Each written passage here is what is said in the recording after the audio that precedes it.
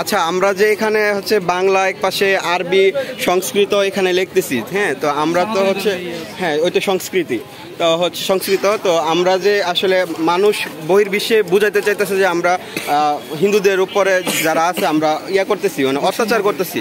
তো এই বিষয়ে আপনি বাঙালি জাতি বা বহির্বিশ্বের জন্য কি বলতে চাচ্ছেন? আমার বলতে চাচ্ছি যে আমরা একটা ক্যালিগ্রাফির মাধ্যমে দৃষ্টান্ত স্থাপন করতে চাচ্ছি। গ্রাফিতির মাধ্যমে একই দেয়ালের বিভিন্ন অংশে আমরা বাংলা করছি, আমরা আরবিতে ক্যালিগ্রাফি করছি, সংস্কৃত করাচ্ছি। আমরা হিন্দু ধর্মাবলম্বী, মুসলিম ধর্মাবলম্বী যারা এলাকায় আছি সবাই একসাথে মিলেমিশে করছি।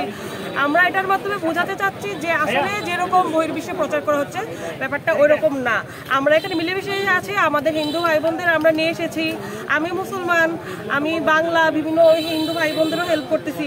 আবার আমাদের হুজুর ভাইরাও আমাদের বাংলায় বা সংস্কৃত আমাদের দেয়াল সাদা করে দিচ্ছে, আমাদের হেল্প করতেছে। তো আমরা এটার মাধ্যমে চেষ্টা করতেছি যে ও বহির্বিশ্বও যেন বুঝে, কারণ আমরা মিলেমিশেই আছি। আর বিভিন্ন অন্যান্য দেশ তাদের যে আমরা কাউকে দমিয়ে রাখছি না। দেখা যায় যে ইন্ডিয়াতে বিশেষ করে একই ধর্ম বিভিন্ন জাতের মধ্যে ক্ষত্রিয়, শূদ্র, ব্রাহ্মণ আলাদা আলাদা করা হয়। আমাদের এখানে এরকম কোনো সমস্যা নেই, আমরা সবাইকে সমান সুযোগ দিয়ে দৃষ্টান্ত স্থাপন করতে চাচ্ছি।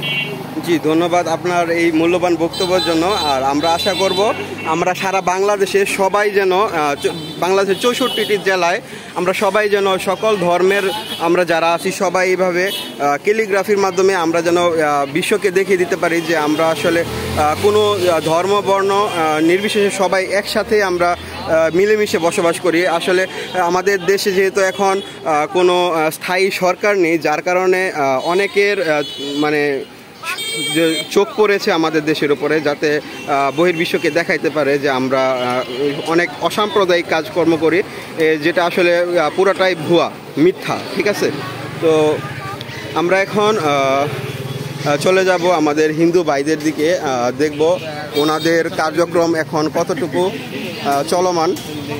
আমরা দেখতে পাচ্ছি ওনারা কিন্তু এখনও রং করতেছে এখানে ক্যানভাসটা তৈরি করার জন্য। আর আমাদের মুসলিম ভাইদের হচ্ছে এখানে অলরেডি কালো রং হয়ে গেছে, আর ওই পাশে বাংলা তো অলরেডি লেখা শুরু হয়ে গেছে। আমরা দেখতে পাচ্ছি আমাদের এক বোন আমাদেরকে যেই স্টেটমেন্ট দিল